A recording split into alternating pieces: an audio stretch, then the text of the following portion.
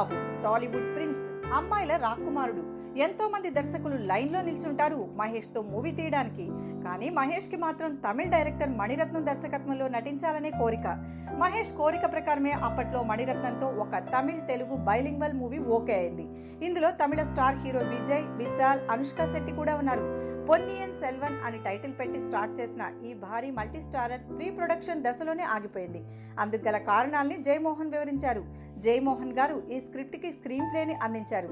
ఆయన మాట్లాడుతూ ఈ సినిమాని భారీగా మొదలు పెట్టాలని అనుకున్నారు. స్క్రిప్ట్ కూడా అద్భుతంగా కుదిరింది. అయితే ఓ సమస్య వచ్చింది.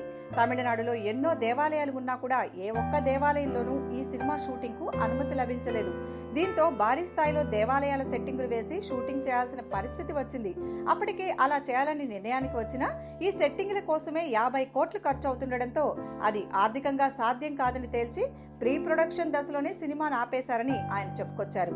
మొత్తానికి ఎన్నో అంచనాల మధ్య స్టార్ట్ అయిన ఈ సినిమా కేవలం బడ్జెట్ పర్మిషన్ల మూలంగా ఆగిపోయింది.